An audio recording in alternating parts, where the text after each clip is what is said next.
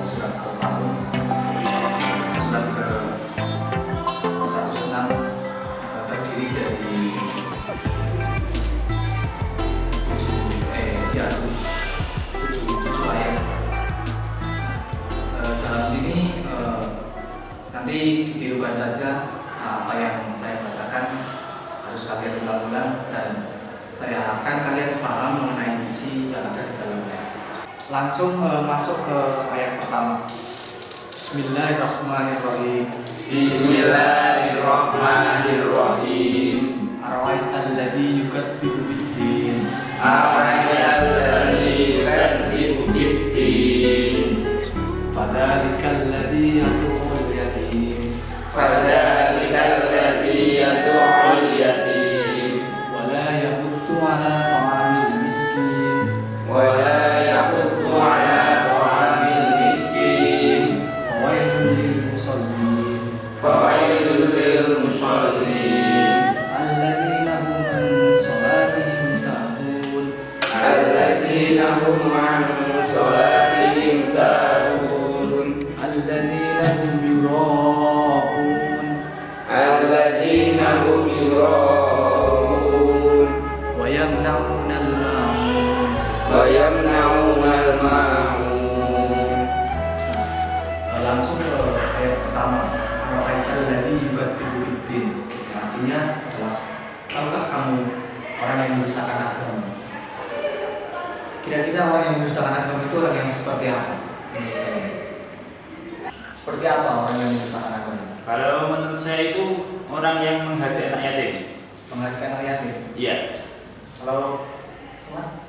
Kalau saya tidak begitu tahu, tapi orang yang mendustakan agama yaitu orang yang tidak melakukan perintah apa yang diperintahkan oleh agama tersebut. Oke. Saya tidak tahu, Mas. Tidak tahu. Kalau Apalagi saya, Mas. sama sekali tidak tahu. Belum tahu ini. Baik, kita lanjutkan ke ayat yang berikutnya. Ayat yang kedua. Fadzalikal ladzi yad'ul yatim. Ini jelas diterangkan secara gamblang bahwa orang yang mendustakan agama adalah mereka itulah orang yang menghadirkan anak yatim. Menghadirkan adalah orang yang tidak mengopeni atau tidak memberdayakan terhadap anak-anak yatim. Karena tugas dari kita semua umat muslim harus mampu mengayomi atau memberikan suatu bantuan terhadap anak-anak yatim. Kemudian masuk ke ayat yang ketiga, wala yahuddu 'ala ta'amil miskin. Yang artinya dan tidak mendorong memberi makan orang miskin. Jadi antara ayat kedua dan yang ketiga ini saling berkolaborasi. Yang mana ayat yang kedua perintah kepada kita untuk tidak menghardik anak yatim. Kemudian yang ketiga dilanjutkan untuk kita memberi atau memberi makan terhadap orang-orang miskin.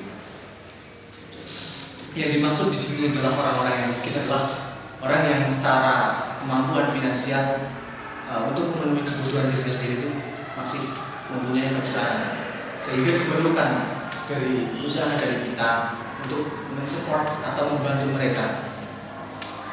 Kemudian masuk ayat yang 4, fawailul lil musallin, maka celakalah orang yang sholat. Bagi kamu, kenapa orang yang sholat kok bisa celaka? Padahal dia sholat, padahal dia sudah mampu memenuhi kebutuhan apa yang diperintahkan oleh Tuhan. Seperti apa itu orang yang celaka? Menurut saya itu orang yang lalai dalam sholat itu adalah orang di mana sudah melakukan sholat tapi dia tidak memperdulikan tetangganya. Dia membiarkan tetangganya itu kelaparan sedangkan dia itu masih dalam gambaran makanan yang banyak. Seperti itu. Menurut saya seperti itu. Bagaimana kalau menurut Anda? Kalau menurut saya belum begitu memahami tentang ayat ini, Pak. Oke. Coba kamu. Kalau menurut saya itu orang yang celaka dalam sholatnya mungkin dalam dia melakukan sholatnya itu dia itu ada sedikit rasa-rasa ria, rasa-rasa sombong seperti itu mungkin, Pak. Berarti sholat karena memang untuk dilihat kepada orang lain. Iya, mungkin seperti itu yang saya pahami. Oke. Kalau kamu bagaimana? Kalau menurut saya orang yang celaka dalam sholatnya itu dia sholat tetapi dia tidak melakukan hal seperti sholat seperti itu Pak. Itu seperti apa ya? Jadi dia melakukan perbuatan sholat, tetapi pikirannya itu kemana-mana. Berarti tidak khusyuk secara Tidak. sholat. Ya, seperti itu. Baik. Untuk menjawab mengenai orang-orang yang celaka dalam sholat dalam artian ayat keempat, maka kita lanjutkan ke ayat 5. Alladzina hum an sholatihim sahun, yaitu orang-orang yang lalai terhadap sholatnya. Benar apa yang tadi sudah dikatakan bahwa orang yang celaka dalam sholat, kemudian bukan berarti orang yang sholat selalu akan mendapatkan pahala, kan? Tapi kita harus tahu di hadis arba'in yang pertama itu sudah dijelaskan bahwa innamal a'malu binniyat, sesungguhnya setiap perbuatan, setiap perilaku itu tergantungkan terhadap niat kita seperti apa. Apakah kita mau ria-ria ataukah sholat kita ya benar apa yang tadi sudah dikatakan tidak khusyuk, dalam artian ketika sholat memikirkan suatu hal yang berada di luar sholat, maka hal itu akan mengurangi rasa khusyuk, kemudian rasa yang sebenarnya yang diperintahkan oleh Allah Subhanahu wa taala, terutama dalam hal melaksanakan sholat itu seperti apa. Karena hakikat dari sholat ketika kita sudah melakukan sholat adalah menyerahkan semua kehendak kepada Allah Subhanahu wa taala. Maka benar sekali di sini dikatakan celaka, artinya hanya membuang-buang waktu. Akan tetapi tidak sampai di situ. Ketika memang kita belum bisa dapat fokus, kemudian masih ada dalam diri kita yaitu sebuah perasaan ria, akan tapi Allah sendiri sudah menjamin bahwa itulah keburukan atau kelemahan dari manusia. Artinya kita jangan sampai ketika memikirkan hal itu berhenti sampai situ. Karena Allah Subhanahu wa taala menjelaskan bahwa kita masuk surga itu bukan karena amalan kita yang kita perbuat atau amalan kita yang kita lakukan sehari-hari, akan tapi kita masuk surga karena rahmat Allah. Jadi ketika kita terus berusaha, insya Allah disitulah rahmat Allah akan selalu ada. Nah, kemudian disambung ke ayat yang ke-6, alladzina hum yura'un, yang berbuat ria. Benar apa yang tadi sudah dikatakan dan apa yang saya sudah jelaskan tadi. Orang yang celaka dalam hal adalah orang yang menghadirkan anak yatim, kemudian orang yang tidak mendorong atau memberi terhadap anak yatim itu sendiri, artinya tidak memperhatikan terhadap lingkungan yang sekitar.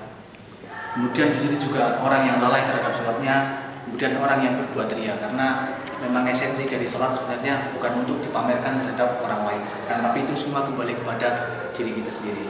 Kemudian yang ayat terakhir, ayat yang ke-7, wa yamna'unal ma'un, dengan enggan memberi bantuan. Jadi jika kita lihat di sini, maka sebenarnya ayat yang diturunkan oleh Allah Subhanahu wa taala melalui perantara malaikat Jibril kemudian diwahyukan kepada Nabi Muhammad SAW. Artinya bukan hanya sekedar ayat, bukan hanya sekedar teks, bukan hanya sekedar tulisan. Memang benar-benar ada nilai pesan dan moral dan etika yang harus kita pahami dan yang harus kita renungkan, sehingga yang di sini mampu bisa diterapkan secara benar dan secara real, sehingga pesan-pesan yang di sini dapat teraplikasikan, dapat terwujudkan di kehidupan yang nyata. Mungkin inilah dari surat Al-Ma'un ini sendiri memang benar-benar menegaskan bahwa kita sebagai seorang muslim terutama untuk melihat bagaimana fenomena yang terjadi di sekitar, maka tidak heran ayat yang pertama yang turun ketika diwahyukan oleh Allah yaitu Iqra.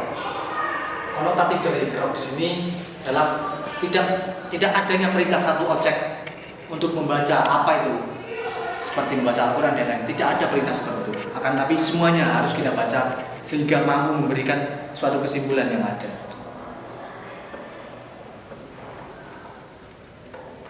Ya, jadi ketika kita memang sudah mengkaji mengenai surat Al-Ma'un yang turun di Mekah, terutama surat ke-107 yang mempunyai ada 7 ayat ini, diharapkan kalian tidak hanya tahu secara pikiran, tapi diharapkan adanya sebuah pendalaman untuk menghayati ayat ini.